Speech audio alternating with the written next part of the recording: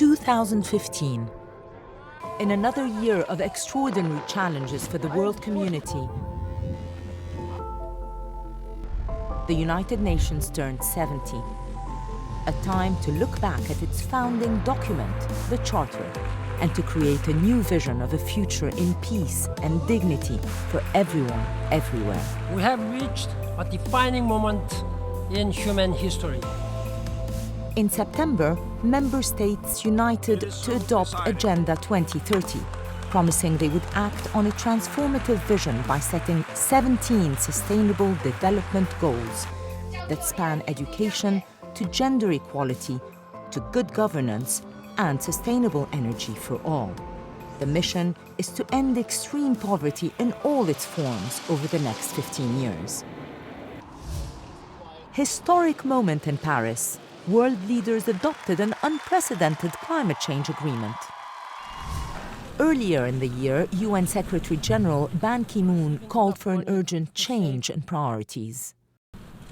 The world continues to squander trillions in wasteful military spending.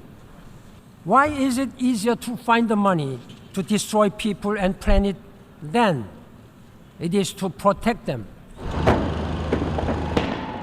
Turmoil in Yemen, Syria, Libya, South Sudan, and many other places brought suffering to new heights. At least 60 million people have fled their homes, the highest number of displaced since World War II. On their perilous journey across the seas, more than 3,500 refugees have died or are missing, including a little boy whose image moved the world.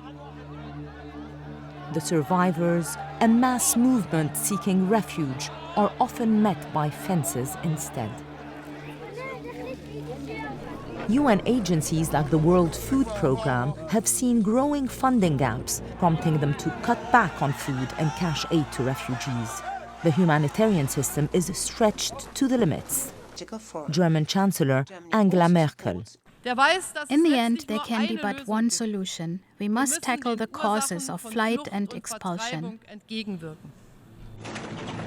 The reign of terror by fanatical groups like ISIL or Daesh not only sent millions of people in the Middle East running for their lives, their franchises spread fear throughout the world.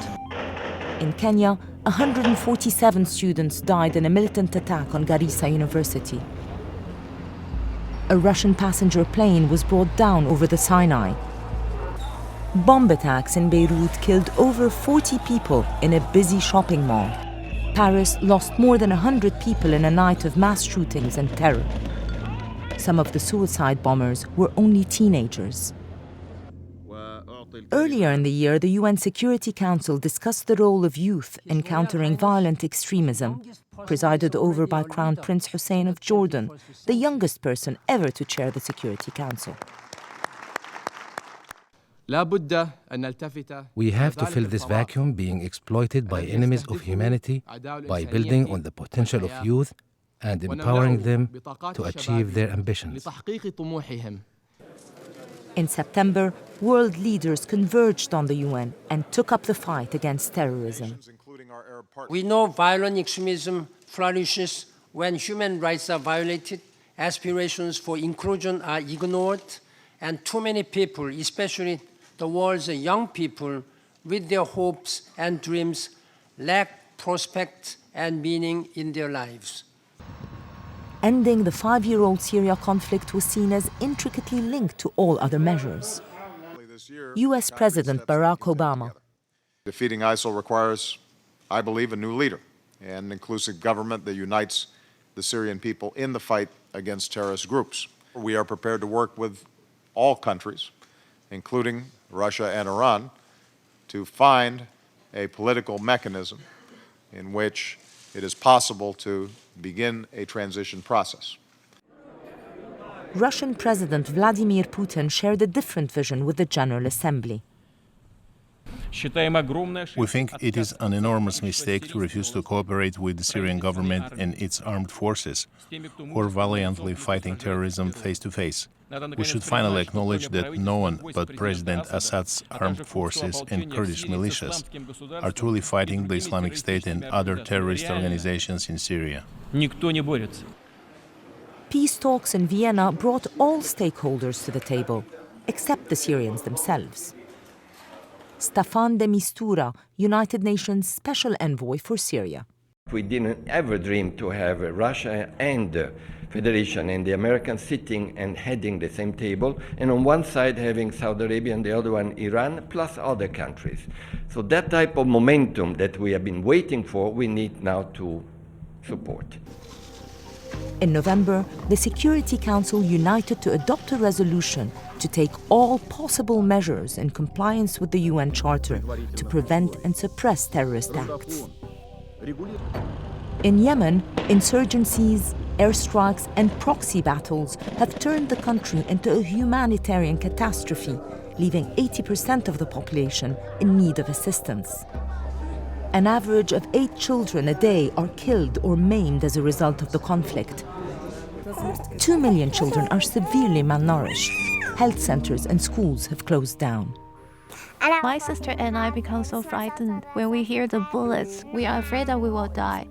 I do not like war, I like peace. Even so, UN agencies have sent in emergency assistance. The country is one step away from famine. Stephen O'Brien, Under Secretary General for Humanitarian Affairs and Emergency Relief. We have got to help the people. We've got to make sure that we get the food, the security, the protection, and the mine clearance, and all the things which will give them some chance to feel safe.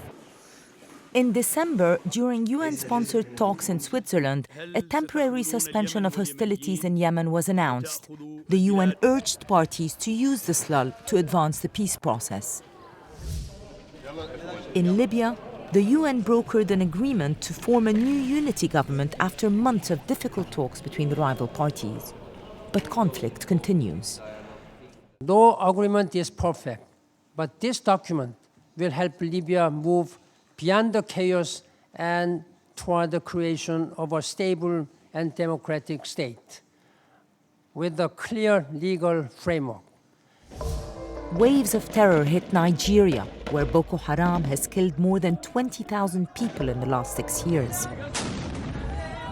2.5 million people either fled across borders or are homeless in their own country.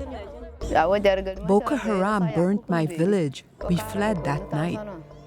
Food security in the region is a major challenge. UN agencies aim to feed 400,000 people a month. But with so many emergencies competing for funds, rations had to be cut everywhere. In the Central African Republic, more than 500 children were released by militias and reintegrated into society. In May, 10 rival militia groups signed a deal to disarm and to pursue a process of reconciliation and democratic elections. Violence has continued, disrupting the political process and hindering the vital work of humanitarian agencies.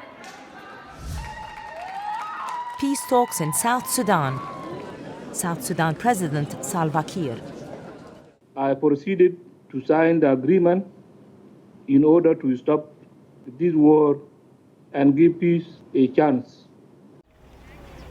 But fighting continued in various states despite a ceasefire deal, leading to yet another round of peace talks. Still more than 100,000 internally displaced people live in the UN protection sites.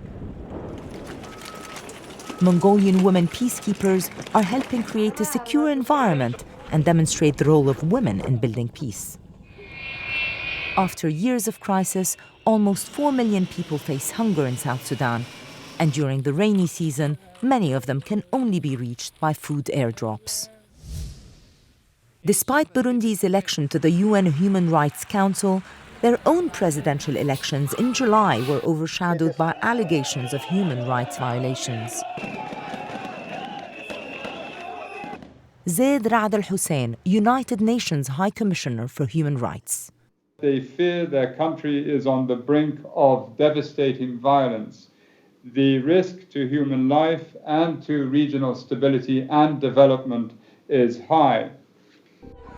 more than 100,000 Burundians have fled the country, many of them across the lake to Tanzania and Rwanda.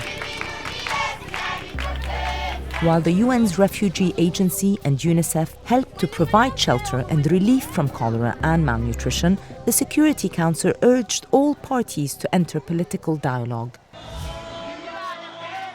Signs of success in Western Africa.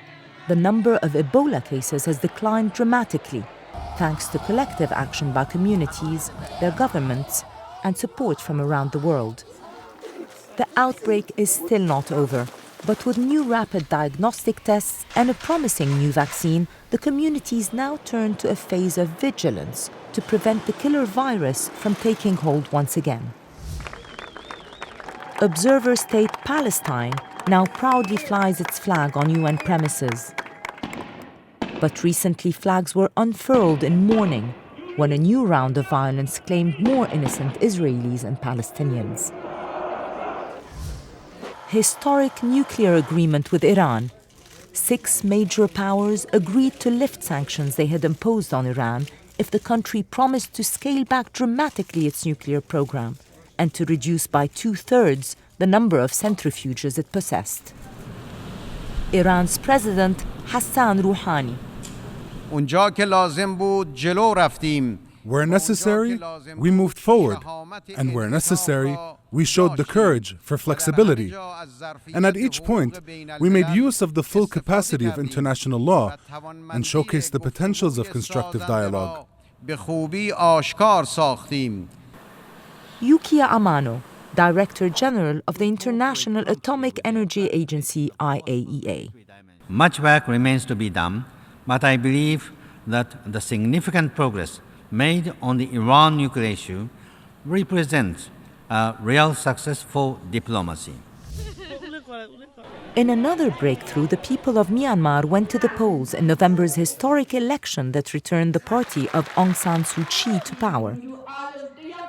Ban Ki-moon congratulated the people of Myanmar for their peaceful, dignified, and enthusiastic participation in the election process. When central Myanmar was ravaged by floods this year, the UN supported rescue operations and sent basic assistance to people in distress. Meanwhile, in Nepal, a devastating 7.8 magnitude earthquake presented unique challenges to the people and the UN and its agencies. Delivering food and supplies to most inaccessible mountain areas, providing locals with shelter and cash grants to rebuild their houses and infrastructure. They even airlifted child monks when their monastery in the Himalayas got cut off from the rest of the world. Cyclone Pam hit Pacific island state Vanuatu and left a trail of destruction. Some of Vanuatu's 80 islands are low-lying and starting to see signs of sea level rise as the earth warms and ice caps melt. At his historic visit to the UN in September, Pope Francis made a strong appeal to world leaders to put care for the planet, humanity, and nature at the top of their moral agenda. The misuse and destruction of the environment are also accompanied by a relentless process of exclusion. In effect, a selfish and boundless thirst for power and material prosperity leads both to the misuse of available natural resources and to the exclusion of the weak and disadvantaged. Any harm done to the environment, therefore, is harm done to humanity. Traveling to Norway's Arctic, Ban Ki-moon took a personal look at the shrinking glaciers he had visited 6 years ago. I'm alarmed that there are so many cracks in may soon break. They are melting very rapidly. Unless we take action now, we will have to regret. We have to keep global temperature rise below 2 degrees as soon as possible. 2 weeks of tireless negotiations at the United Nations Climate Change Conference in Paris led to a moment of triumph. pour le climat est accepté. For the first time, 195 countries adopted a universal agreement to curb emissions, strengthen resilience, and join hands to take common climate action. All countries agreed to hold the rise of global temperatures well below 2 degrees Celsius. Uniting in blue, the world remembered the 70th anniversary of the United Nations. New challenges wait in the next decade: achieving zero hunger, finding solutions for conflicts and climate change. Nobel laureate Malala Yousafzai. I'm hopeful that we all and the United Nations will be united in the goal of education and peace, and that we will make this world not just a better place, but the best place to live.